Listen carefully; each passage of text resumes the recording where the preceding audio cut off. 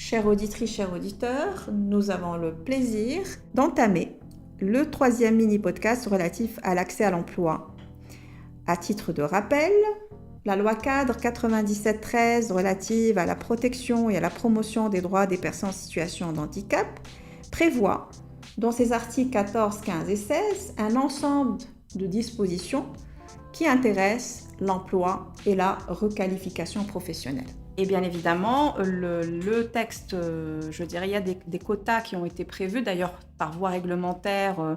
Je pense que le pourcentage des postes d'emploi, ils ont été fixés, je pense, à 5% pour le secteur public et 7% pour le secteur privé.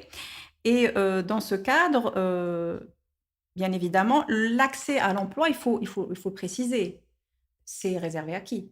C'est réservé à des personnes qui sont capables d'exercer une activité dans le cadre d'une entreprise ou d'un établissement public. Donc, c'est essentiellement les personnes qui sont je dirais, à mobilité réduite, donc des handicaps, personnes en situation de handicap moteur, mais également les personnes qui sont déficients visuels, à qui on accorde un petit peu ce droit à l'accès à l'emploi. Mais les autres personnes, qui sont les personnes qui sont atteintes d'handicap mental, ceux-là ne sont pas concernés par ce quota. C'est tout à fait logique dans une certaine mesure. Heu et là, l'article 16 oblige l'employeur, lorsque la personne qui était au départ normale, c'est-à-dire qui était en une santé normale, qui n'était pas en situation de handicap et qui devient, je dirais, qui est atteint d'un handicap, là aussi, le législateur a exigé à ce que cet employeur assure le travail de cette personne en, bien évidemment, le réaffectant chaque fois que c'est possible. Voilà, chaque fois que c'est possible, ça suppose quoi finalement? Si la personne ne peut plus exercer une activité parce qu'elle est devenue, je dirais, elle est devenue une personne handicapée, heu, il faudra peut-être, là on donne une certaine marge, une marge, une large, je dirais, manœuvre à l'employeur de décider ce qui est possible, ce qui est plus possible. Parce que, encore une fois, le législateur n'a pas déterminé la forme d'handicap. Si Ouais. cette personne bénéficie de toutes ses facultés mentales et qu'à un moment donné, elle en perd une partie, je ne dis Mmh. pas totalement, est-ce qu'elle pourra assurer son travail? Est-ce que l'employeur est obligé de lui affecter un travail sans toucher d'ailleurs, ce qui est prévu par le texte, sans toucher à sa situation sociale? Est-ce qu'il va maintenir le même salaire alors que cette personne ne peut pas remplir le même travail? Il y a aussi une autre question qui est assez intéressante dans l'article 16, c'est que lorsque le troisième paragraphe, lorsque on établit une liste des postes d'emploi qui ne peuvent être attribués aux personnes en situation de handicap. Donc cette liste, parfois, elle peut paraître un peu, je dirais, discriminatoire, parce que comment peut-on considérer un emploi euh, adapté ou pas à la personne? Non, c'est-à-dire quels sont les critères finalement? Comme vous l'avez très bien dit maintenant, madame, c'est qu'on a l'impression que l'handicap varie, c'est-à-dire l'appréciation, le traitement de la situation de cette personne varie selon l'handicap, selon le travail aussi à effectuer.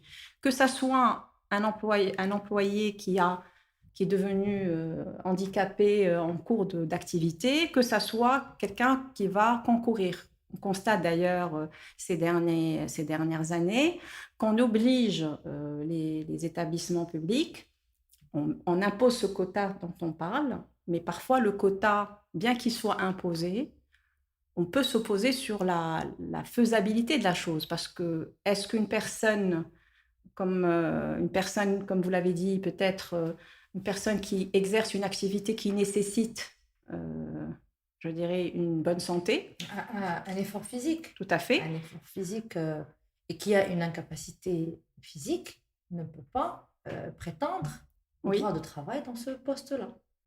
oui. Et il faudra à ce moment-là, lorsqu'on offre des postes pour ces personnes, il faudra peut-être aussi tenir compte heu, du service public parce que quand on recrute des personnes dans le service public, il faut aussi qu'on recrute des personnes et non pas faire que du social parce qu'on considère que c'est des personnes qui doivent avoir droit, de droit. C'est-à-dire sans aussi il faut que cette personne soit aussi utile parce que cette personne a besoin d'être utile aussi pour la société et donc il faudra, choisir les postes qui leur correspond le plus. L'enseignement, peut paraître quelque chose de facile.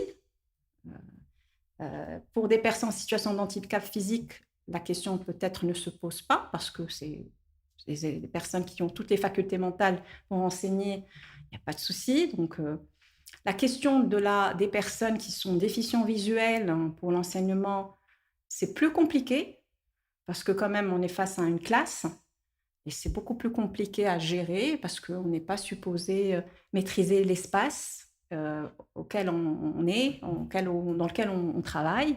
La même chose, le métier d'avocat aussi, pouvez nous en parler, aussi, au CEDA, c'est compliqué. Ben, évidemment, c'est compliqué parce que le métier d'avocat demande d'abord un effort physique. Il faut pouvoir se déplacer, il faut pouvoir aller aux tribunaux, courir les couloirs des tribunaux.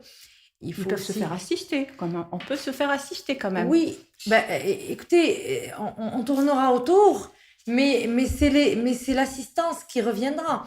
Parce que si ces personnes handicapées ne peuvent pas remplir enfin, le métier dans lequel ils sont, le travail pour lequel ils ont été engagés, parce qu'ils ont une déficience, quelle que soit physique ou mentale, mais là toujours on reviendra à faire la différence, parce que quand on parle d'handicap mental, on ne peut pas parler de travail. On peut parler de travail quand il y a un handicap mental minime, mais quand il y a plus un handicap physique. Parce qu'une personne qui est dépourvue de ses capacités mentales ne peut pas prétendre à un travail. Une personne qui a toutes ses capacités mentales, mais qui n'a pas ses capacités physiques, peut prétendre à un travail. Et c'est là où on parlera d'assistance. L'assistance, c'est pour combler effectivement, pour combler le manque qu'il aura par rapport aux personnes normaux. Et pour conforter aussi l'égalité que le texte prétend ou que la convention. C'est-à-dire, il faudra peut-être. Écoutez, pour moi, on ne pourra jamais parler d'égalité. On ne peut pas prétendre à une égalité. D'abord, parler d'égalité entre une personne handicapée et une personne normale en elle-même est une inégalité. Pourquoi je reste sur l'aspect de travail. Une personne handicapée, dans le cadre du droit au travail et de l'égalité, quand il sera recruté à un poste, il va être payé comme la personne normale. Or, cette personne handicapée, elle a beaucoup plus de charges que cette personne normale. Elle a beaucoup plus de besoins que cette personne normale. Cette personne normale peut aller du travail à la maison à pied. Cette personne, si elle a un fauteuil roulant, il faudrait qu'elle soit assistée. Sinon, il faudrait envisager un fauteuil roulant électrique. Est-ce qu'il a les accès? Est-ce qu'il va emprunter le même chemin? Ou est-ce qu'il va devoir emprunter le transport en commun? Ou est-ce qu'il doit emprunter les taxis spécialisés? On reviendra peut-être à l'accessibilité. Mais pour parler d'égalité, c'est très difficile de parler d'égalité. Le traitement des revenus des personnes handicapées, on ne peut pas l'envisager dans un cadre égalitaire. Si cette personne handicapée doit dégager le même salaire qu'une personne normale, elle doit recevoir beaucoup plus, avec un droit de déduire les charges. Cette personne est là, elle reçoit 5 000 dirhams. 5 000 dirhams, ça lui coûtera, ça lui servira à payer le logement, la nourriture et ses vêtements. Mais la personne handicapée, non, il faut entretenir les fauteuils roulants, il faut les soins médicaux, il faut les soins de l'éducation, il faut le soin de la personne, de l'assistance. Oui, l'assistance. L'assistance, surtout que le législateur ne prévoit pas ce droit à l'assistance, parce qu'en fin de compte, cette personne handicapée, elle doit être assistée. Elle ne peut pas se déplacer, elle ne pourra jamais prétendre à une égalité totale avec une personne normale. Parler d'égalité, parler d'autonomie, pour moi, c'est vraiment parler de quelque chose d'abstrait. Désolée de le dire, mais je pense que les rédacteurs du texte, c'est des gens qui ne fréquentent pas des handicapés. On ne peut pas envisager de prévoir des droits pour garantir les handicapés si on n'est pas dedans, si on ne sait pas quels sont les réels besoins de ces handicapés pour leur donner un cadre juridique. Vous avez bien remarqué que à chaque article, le législateur parle de personnes handicapées. Mais de quelles personnes handicapées on parle? Est-ce qu'on parle des personnes handicapées mentales? N'ont jamais droit au travail. Vous imaginez quelqu'un qui n'a pas ces capacités mentales peut travailler?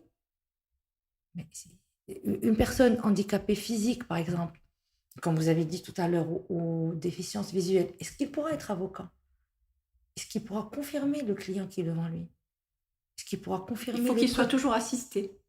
Et que la personne qui va l'assister doit être de confiance aussi. Mais voilà, c'est en fonction de Mhm. l'handicap. Oui. La déficience visuelle est difficile à envisager dans l'exercice de la profession d'avocat. Par contre, l'handicap moteur peut être envisagé dans le cadre de la profession d'avocat avec une assistance. Vous savez que maintenant, tout se passe, même pour rédiger, on n'a pas besoin de se déplacer. On peut dicter à une assistante. Maintenant, il y a le chat GPT. Oui, peut-être ça va aider un C'est petit peu l'intelligence l'intelligence artificielle artificielle. qui va. Euh, mais on revient toujours au même point. On est dans un cercle vicieux.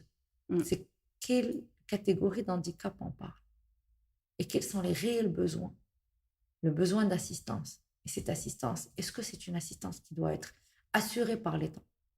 Ou est-ce que c'est une assistance qui doit être assurée par les gens proches dans un cadre social, Avec la possibilité de déduire éventuellement. avec la possibilité de donner des avantages à ces personnes? Parce que quand des parents ont un enfant handicapé, soit ils doivent avoir les moyens de lui assurer une assistance, et quand les deux parents travaillent, si l'un des parents choisit de s'occuper, lui, de l'enfant, parce que vous savez qu'un enfant handicapé a besoin de beaucoup plus d'attention, d'affection, de présence parentale qu'un enfant normal. Mm. Et lorsque l'un des parents choisira de s'occuper de l'enfant, c'est un salaire en moins. Est-ce que l'État peut participer? Par exemple, comme c'est le cas, je dirais, du fonctionnaire ou de l'employé lui-même, quand il est atteint d'une incapacité, il peut prétendre à ce qu'on appelle, j'ai perdu le mot, mais il peut arrêter son travail et recevoir une partie de son salaire. Est-ce que ça peut être envisagé dans ce cas-là? Est-ce que l'un des parents qui a un enfant handicapé peut envisager de ne plus travailler, mais recevoir quand même une partie du Les salaire? allocations. Non, pas les allocations. Quand une personne qui travaille et qui atteint d'une On maladie, doit penser aussi aux allocations qui sont spécifiques quand même. il y a les allocations, c'est prévu par la loi, les 150 dirhams Oui, par enfant, tout à fait. c'est toujours maintenu. Est-ce que 150 dirhams peut subvenir aux besoins d'un handicapé? L'allocation que reçoivent les parents pour les enfants, la spécificité quand on a un enfant handicapé, c'est qu'elle est définitive, pas jusqu'à l'âge de majorité, à vie. Mais toujours à 200 dirhams, je pense, 150. Déjà, le côté de droit, l'aspect droit au travail, c'est un aspect très général. Je pense que ce cadre juridique est aussi un cadre général qui ne tient pas compte ni de la particularité de chaque type d'handicap, ni de la réalité de la chose. Comment ce droit est appliqué réellement? Est-ce que ces personnes handicapées, est-ce que moi, en tant qu'employeur, quand je recrute un handicapé, est-ce que je suis obligée de réadapter, réaménager aussi l'espace de travail en fonction de ses besoins? Est-ce que l'État participe à ça? Est-ce que l'État va participer à l'aménagement? Parce que quand on a une société, on n'a pas forcément, elle n'est pas adaptée aux personnes handicapées. Mais si on choisit de recruter une personne handicapée, il faut réaménager. Est-ce que c'est admis? Est-ce qu'il y a des facilités? Ça reste des questions. Oui, effectivement, vous avez tout à fait raison de soulever les difficultés rencontrées par ces personnes, notamment leur accessibilité et également l'aménagement des espaces dédiés à leur travail. Je vous remercie, cher maître, pour ce bel échange et je vous remercie, chère auditrice, chers auditeurs. Je vous donne rendez-vous au prochain épisode. À très bientôt.